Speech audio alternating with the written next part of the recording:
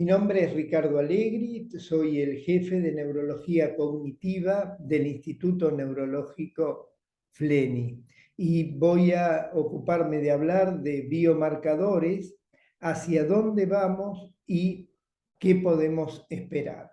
En primer lugar, quiero agradecer al Grupo Ermita de Guatemala por la invitación para mandar este video con lo que estamos trabajando y qué es lo que pensamos nosotros acerca de los biomarcadores.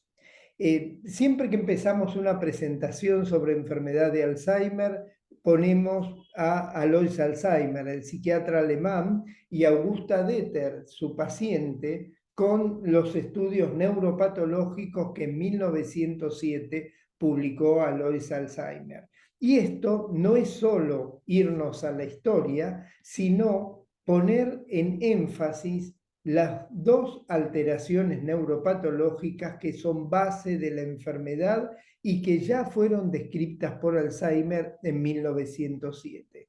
El depósito de sustancia amiloidea, como vemos arriba a la derecha, en naranja, el depósito de sustancia amiloidea extracelular, y a la izquierda vemos la degeneración que se produce dentro de las neuronas, que es la degeneración neurofibrilar. Vamos a avanzar con la presentación hablando, en primer lugar, algo de la fisiopatología, qué sabemos de los biomarcadores, cuáles son los nuevos criterios diagnósticos biológicos moleculares de enfermedad de Alzheimer y, por último, hacia dónde vamos. La fisiopatología de la enfermedad de Alzheimer, como les refería, como ya las describió Alois Alzheimer en 1907, tiene básicamente dos alteraciones neuropatológicas. En la diapositiva vemos en la parte de arriba una descripción de qué es lo que sucede con el depósito amiloide. Vemos arriba a la izquierda una proteína que es la proteína normal de transmembrana, que es la llamada proteína precursora del amiloide, la cual, por un clivaje anormal y una alteración entre el lavado, se empieza a producir una agregación, una proteína que normalmente con el clivaje normal en todos nosotros es una proteína soluble, empieza a agregarse, se forman los monómeros de beta amiloide, luego los oligómeros, las fibrillas, las placas inmaduras y las placas amiloideas maduras. En paralelo con esto, se produce dentro de las neuronas la hiperfosforilación de la proteína tau. La proteína tau, que es una proteína normal en todos nosotros y que tiene por función estabilizar las proteínas globulares que forman las paredes de los microtúbulos dentro de las neuronas. Esta proteína tau normal gana fósforo, se hiperfosforila y al hiperfosforilarse se desestabiliza el sistema, se desestabilizan las proteínas globulares y se producen estos ovillos neurofibrilares intraneuronales que son característicos de la enfermedad. Ahí vemos en la diapositiva el depósito amiloideo, como también produce una respuesta inflamatoria y la presencia de esta degeneración neurofibrilar. Dentro de las descripciones neuropatológicas, y yo puse ya una antigua del 2008 de Small y Duff, ya se discutía en este tiempo y mucho más ahora acerca de los dos modelos de progresión neuropatológica de la enfermedad de Alzheimer. Un modelo serial que habla de que primero se produce el aumento y el depósito de la proteína a beta-amiloide, luego esto desencadena la hiperfosforilación de la tau y por último se produce la pérdida sináptica, la pérdida celular y los síntomas en el paciente. Este modelo serial habla de que 20 años antes se produciría el depósito amiloideo, 10 años antes empezaría la neurodegeneración y la hiperfosforilación de la tau, y recién después aparecerían los síntomas. Pero este no es el único modelo aceptado de la enfermedad.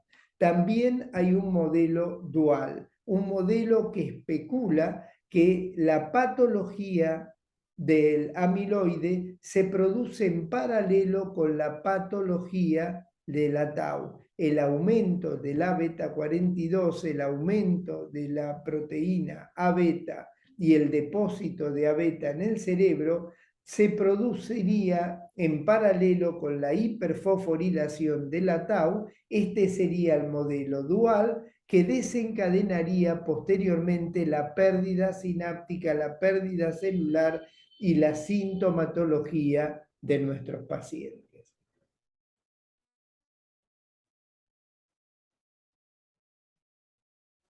En esta diapositiva lo que vemos es lo que sucede, y estamos viendo 3 cerebros. A la izquierda un paciente o un sujeto presintomático, en el medio un sujeto con deterioro cognitivo leve y a la derecha un paciente con demencia tipo Alzheimer. Los autores que hablan de esta teoría dual plantean, como Aziz y Aziz Raj, plantean la posibilidad de que empiecen en paralelo el depósito de A beta y la agregación de tau, pero comenzando en distintos lugares del cerebro. La agregación de A beta comenzaría en frontal y en cíngulo, y la agregación de tau se produciría a nivel de los hipocampos. Recordemos que la beta se produce extracelular y la alteración de tau es intracelular y es la que da la sintomatología. Por eso la agregación de tau, la hiperfosforilación y los ovillos neurofibrilares se van a ir dando en paralelo con la aparición de la sintomatología de los pacientes. Y esto va a evolucionar, como vemos ahí en el deterioro cognitivo leve, y se va a dirigir desde la corteza prefrontal, la agregación amiloidea, hacia la región de los hipocampos, y esta llegada a los hipocampos va a ser la que va a llevar a que se exacerbe la patología de la tau y se dirija esta patología de tau hacia las cortezas cerebrales. Y por último, vamos a tener, como vemos a la derecha, ya toda la difusión tanto del amiloide como de la tau en ambas, digamos, distribuidas en las cortezas cerebrales. La patología amiloidea predominando en frontoparietal y la patología de la tau predominando en la región temporoparietal.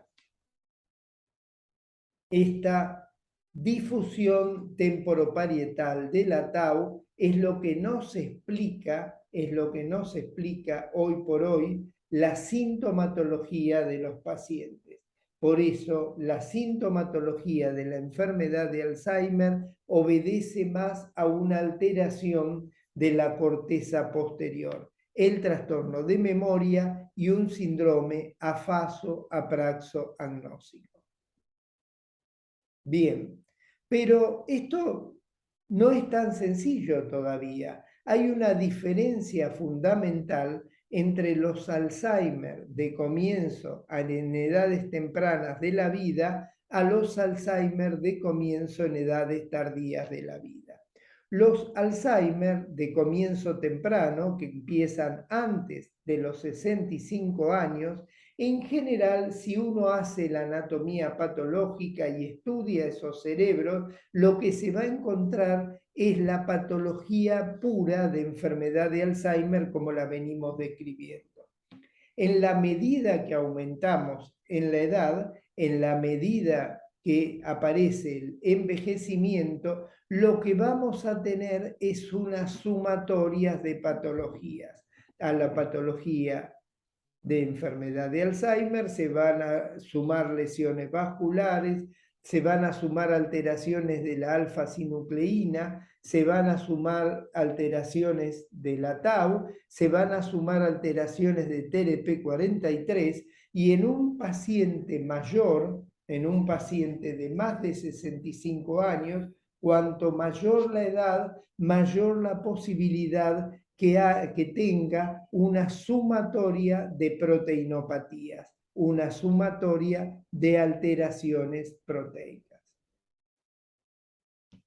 Si nosotros vamos a la clasificación de los neurólogos clásicos con respecto a las enfermedades degenerativas, hablamos del 1900, nosotros hablábamos básicamente de Parkinson y parkinsonismo, enfermedad de Alzheimer y demencia frontotemporal. Pero ¿qué es lo que sabemos hoy por hoy? Hoy por hoy sabemos que estas enfermedades tienen fenotipos clínicos. Hoy por hoy sabemos que estas enfermedades tienen distintas formas clínicas de poder expresarse. Así, la demencia frontotemporal se puede expresar con la variante conductual típica de la demencia frontotemporal o se puede expresar con variantes de tipo alteraciones del lenguaje como las afasias progresivas primarias, logopénica, semántica no fluente y además se puede asociar a una esclerosis lateral amiotrófica. La enfermedad de Alzheimer, cuyo fenotipo clínico es la de comienzo tardío, y ahí estamos viendo la de comienzo tardío, cuyo color no es tan naranja por la sumatoria de patologías que hablábamos antes, la de comienzo temprano, que es más pura la neuropatología, y también hay formas atípicas. Por ejemplo, la variante cortical posterior, que en vez de empezar con trastornos de memoria, empieza con trastornos de tipo visoespaciales y apráxicos, o la variante lingüística, que en vez de empezar con trastornos de memoria, empieza con trastornos del lenguaje, o la variante frontal, que empieza con trastornos de conducta y trastornos disejecutivos.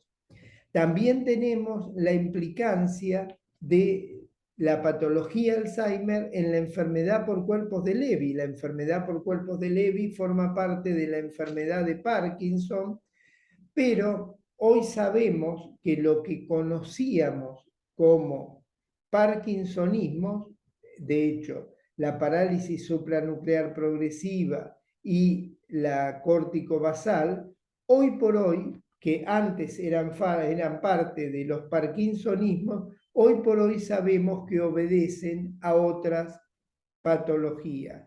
Y así, en el 2021-2022, lo que nos vamos a encontrar es que todas estas enfermedades, todos estos fenotipos clínicos obedecen a distintas proteinopatías. Y así, la alteración de la alfa-sinucleína es la base de la enfermedad de Parkinson y de la demencia por cuerpos de Lewis. La alteración de la A-beta42 y fosfo-tau, que es característica de la enfermedad de Alzheimer, la encontramos en las formas clínicas de Alzheimer de comienzo tardío, en las de comienzo temprano, en la atrofia cortical posterior, en la afasia logopénica, en la forma frontal de enfermedad de Alzheimer y también en la demencia por cuerpos de Lewis.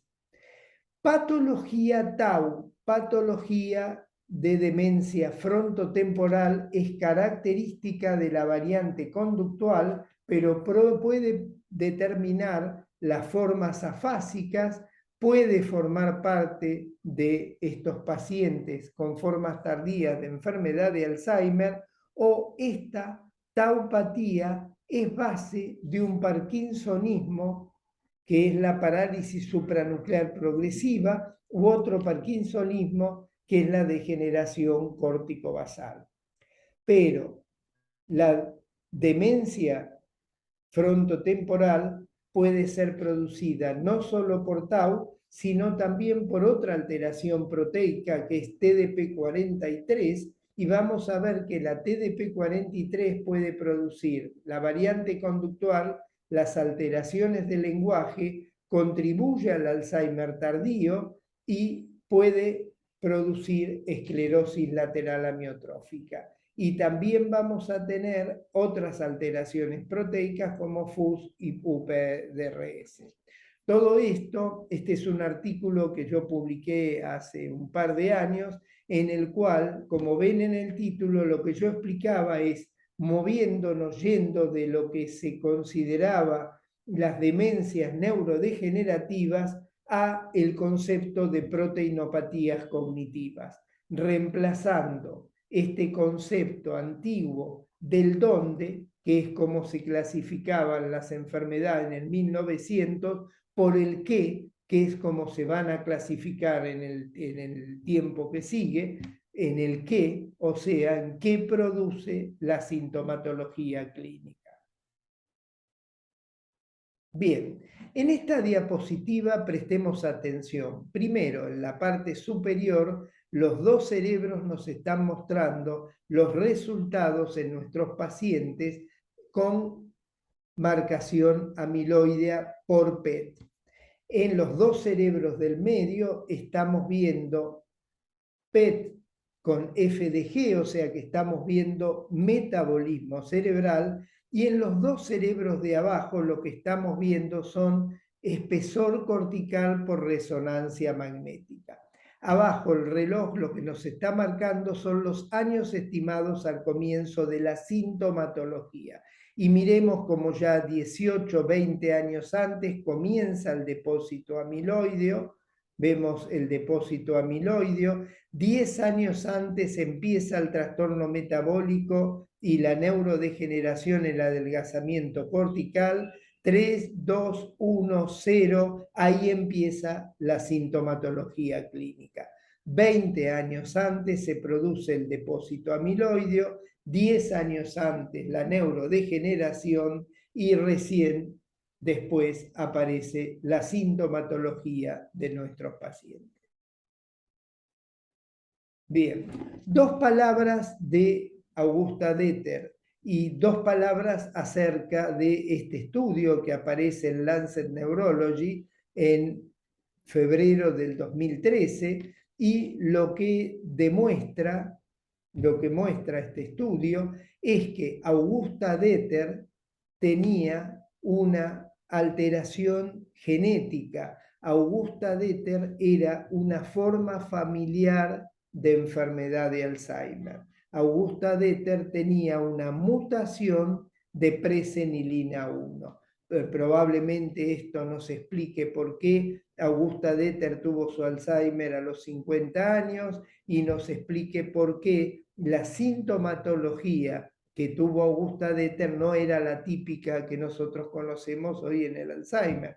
Recuerden que Augusta Deter empieza con celotipia, paranoia, trastornos psiquiátricos y luego todo el componente de la demencia.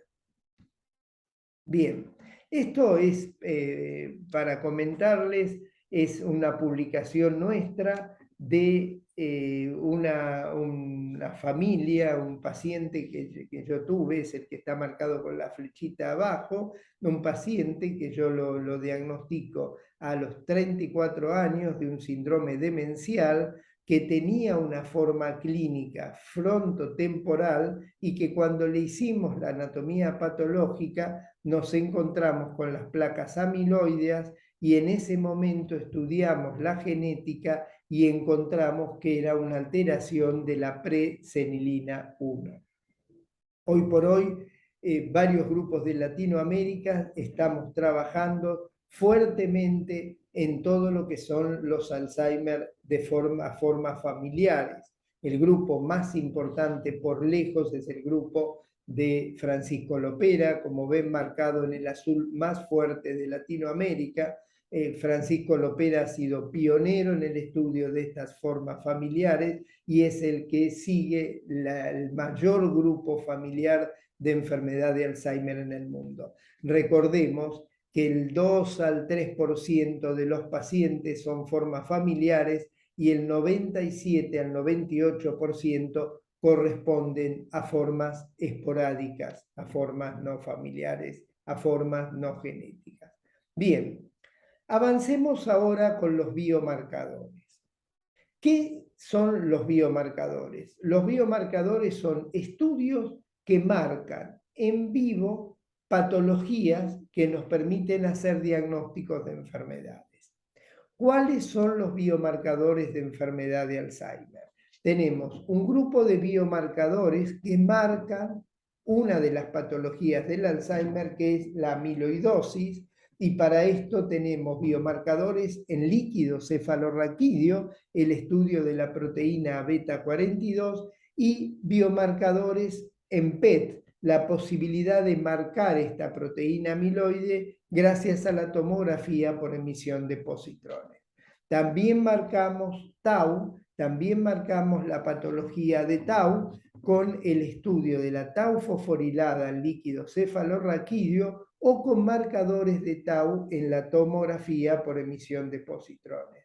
En tercer lugar, marcamos la neurodegeneración, estudiando la tau total en líquido cefalorraquídeo, la volumetría, los volúmenes corticales o de los hipocampos en la resonancia magnética, o estudiamos con FDG, fluorodesoxiglucosa, el metabolismo cerebral a través de la tomografía por emisión de positrones. Como vemos en esta diapositiva, ahí podemos ver los biomarcadores de Alzheimer en líquido cefalorraquídeo. Cuando hacemos una punción lumbar y estudiamos el líquido cefalorraquídeo, podemos encontrar la proteína beta 42 baja, el aumento de la proteína tau y de la tau fosforilada, y la relación entre A beta bajo y tau fosforilada nos van a permitir lo que vemos a la derecha en la parte inferior de la diapositiva, en una curva de Kaplan-Meier, aquellos pacientes que tienen este marcador de enfermedad de Alzheimer claramente evolucionan hacia la enfermedad, como vemos en rojo en esta curva de sobrevida, comparados con los que no tienen esta alteración. Otro biomarcador, como yo les comentaba, otro biomarcador de Alzheimer es el estudio de la volumetría de los hipocampos. En el centro de la diapositiva estamos viendo el cerebro de un control normal, un paciente con deterioro cognitivo leve amnésico y un paciente con demencia de tipo Alzheimer. Y podemos observar el volumen de los hipocampos, cómo se va atrofiando en la medida que avanza la enfermedad. Ahí estamos viendo de los trabajos de Venturini y colaboradores cómo vemos el aumento de la atrofia en la medida que avanza la enfermedad. A la izquierda lo que van a ver es una escala que usamos nosotros frecuentemente en la parte clínica, que es la escala MTA, que es una escala de observación visual. Es una escala Medium Temporal Atrophy en la cual se clasifica visualmente la atrofia de los hipocampos que vemos en la resonancia, en un corte coronal de la resonancia magnética cerebral. Y ahí vemos cómo tenemos un MTA0, MTA1, MTA2, MTA3, MTA4, cómo vamos viendo progresivamente la atrofia de los hipocampos. ¿Qué otro biomarcador tenemos? Tenemos otro biomarcador de neurodegeneración que es el PET con FDG, con fluorodesoxiglucosa. Recordemos que las neuronas se alimentan de glucosa y si nosotros marcamos con flúor la glucosa, vamos a estar observando el metabolismo neuronal. A la izquierda observamos un control normal, en naranja fuerte, rojo, observamos el metabolismo de un control normal. En el medio un paciente con Alzheimer con el hipometabolismo posterior y a la derecha un paciente con demencia frontotemporal con el hipometabolismo anterior. En la diapositiva siguiente vamos a observar la marcación amiloidea por medio de la tomografía por emisión de positrones cerebral. A la izquierda estamos observando un estudio en un sujeto control normal en el cual no se marca el control amiloideo y a la derecha observamos un paciente con enfermedad de Alzheimer en el cual vemos en naranja fuerte los depósitos corticales amiloides tanto en la región predominando en la corteza prefrontal y en la región del cíngulo posterior, en la región del precunio. Bien, también, y esto es de nuestro laboratorio, también podemos marcar la proteína tau en cerebro y acá estamos observando en naranja la marcación de la proteína tau predominando en las regiones temporales externas y temporales internas. Fíjense en qué interesante lo que yo les decía al principio, como la marcación amiloidea predomina en frontal y en precunio, y la marcación de tau predomina en las regiones parietotemporales.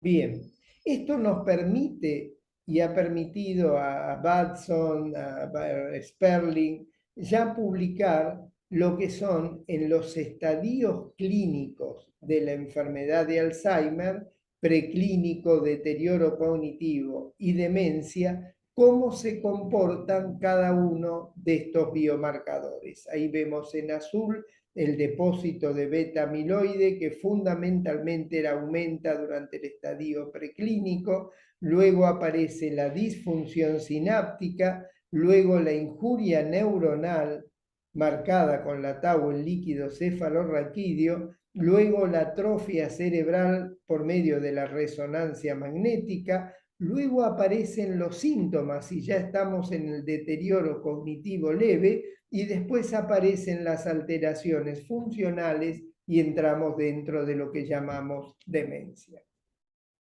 Bien, ¿cómo se están usando hoy estos biomarcadores para los nuevos criterios diagnósticos moleculares de la enfermedad de Alzheimer?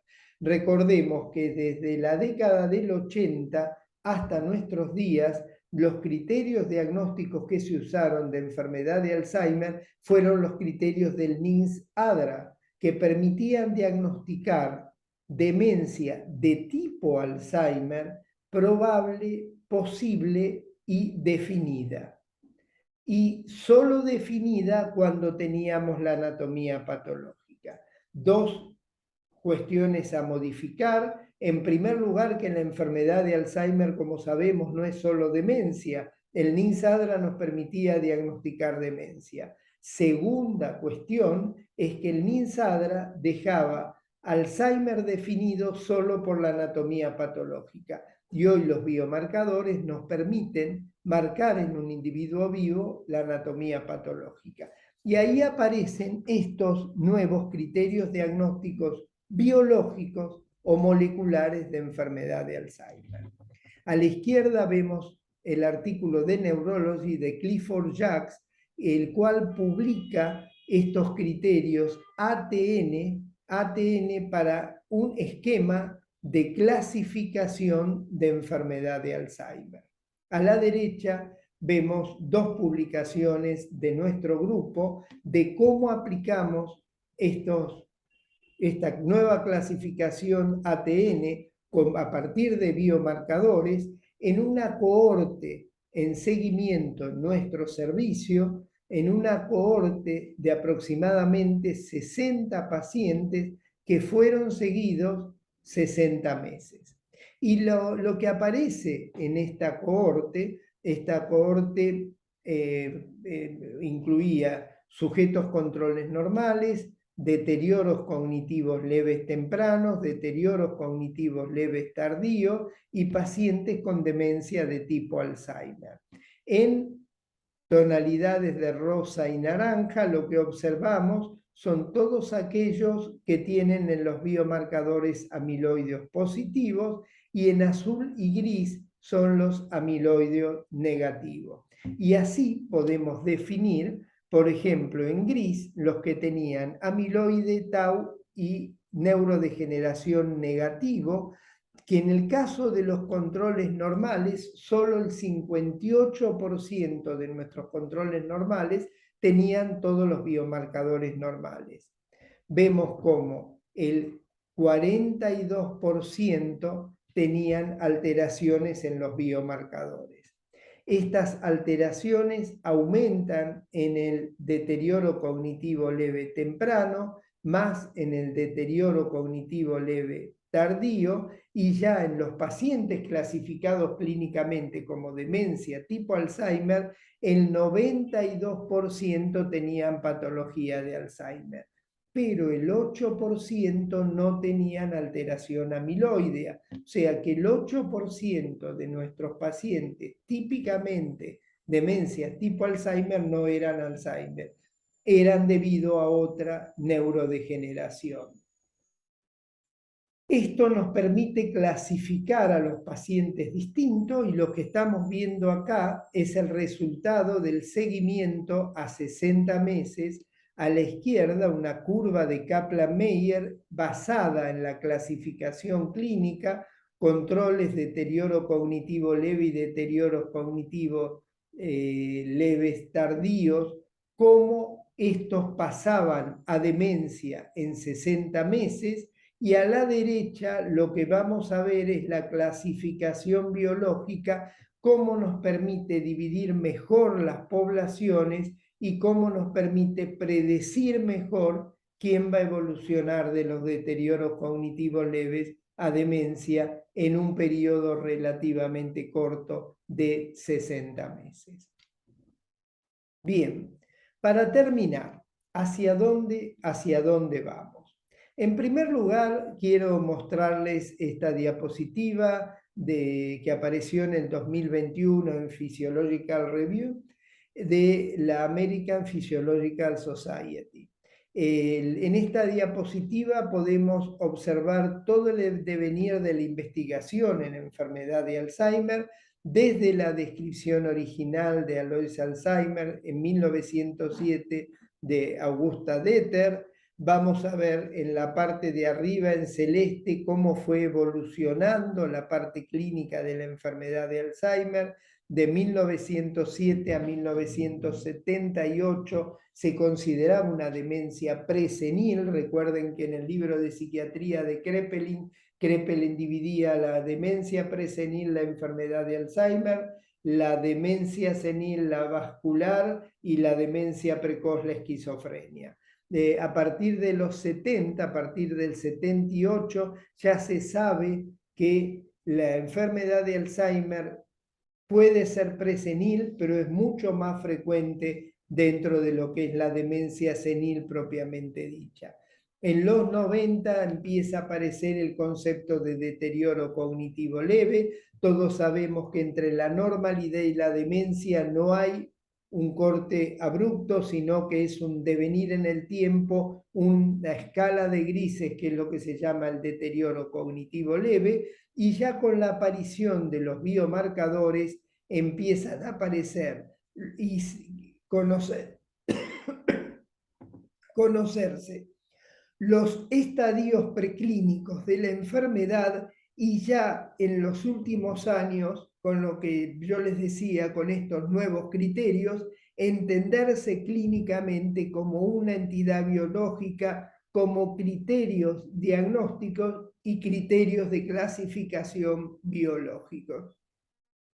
También esta diapositiva nos permite ver no solo los criterios neuropatológicos, cómo fueron evolucionando, sino permite ver en rosa arriba cómo fue creciendo todo el desarrollo de los biomarcadores y en amarillo abajo en paralelo cómo se fueron desarrollando los tratamientos y a dónde estamos llegando hoy en relación a los tratamientos. Y para hablar dos palabras en una diapositiva de los tratamientos, ya pusimos lo que tiene que ver con todo el devenir neuropatológico de la enfermedad, las etapas clínicas presintomático, deterioro cognitivo leve y demencia de tipo Alzheimer, y es importante saber que los tratamientos que hoy disponemos, los tratamientos que hoy tenemos, los anticolinesterásicos, moduladores glutamatérgicos, son tratamientos sintomáticos. La gran apuesta de la investigación está atrás de los modificadores de enfermedad, los antiamiloides, los anti-tau, antiinflamatorios, etc. Y lo importante hoy por hoy es pensar en la prevención. Existe una prevención terciaria, que es cuando aparecen los síntomas y está la neurobiología, un tratamiento de prevención secundaria, que es cuando está la neurobiología y no los síntomas, y una prevención primaria, que es antes de que aparezca la biología y antes de que aparezca la sintomatología.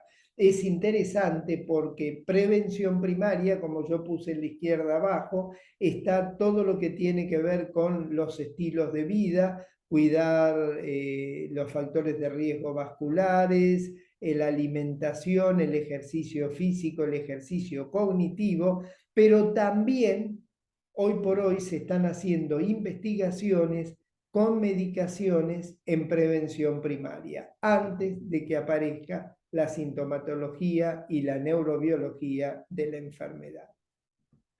Bien, ¿cuál es el futuro de los biomarcadores? El futuro de los biomarcadores son los biomarcadores en suero. Para amiloide, la relación A beta 40 a beta 42. Para tau, la posibilidad del estudio de fosfotau 217 en plasma, y para neurodegeneración, los neurofilamentos de cadena liviana que marcan neurodegeneración en suero. Esto es lo que nos va a permitir en los próximos años dar un salto diferencial entre lo que son los biomarcadores, tradicionales de alto costo, difícil y compleja implementación, a estos nuevos biomarcadores en suero, que van a ser mucho más sencillos, mucho más económicos y con una difusión general más importante. Y esto es clave, ¿por qué? Porque si en los próximos años tenemos tratamiento hacia la neuropatología, tenemos que tener diagnósticos neuropatológicos de la enfermedad. Bien, para terminar y para llevarnos a casa, en primer lugar, la prevalencia de enfermedad de Alzheimer va en aumento y sigue aumentando. Hay acciones para prevenirla, hay cambios en la fisiopatología, están el gran desarrollo de los biomarcadores, de los nuevos criterios diagnósticos, el ATN, como yo les explicaba, y hoy por hoy sabemos que estamos entrando en la era molecular, en la era de estudio de las proteínas, de estudio de genética, que es el gran paso para llegar al tratamiento adecuado de la enfermedad. Muchas gracias. Este es nuestro servicio, nuestro Instituto Fleni en Buenos Aires. Arriba pueden ver las dos sedes, en Belgrano y en Escobar, a 50 kilómetros de Buenos Aires. A la izquierda, lo que tiene que ver con la internación y consultorios externos, y a la derecha toda la parte de rehabilitación y el centro de imágenes moleculares. Abajo a la derecha tienen todos los integrantes de nuestro servicio. Muchas gracias.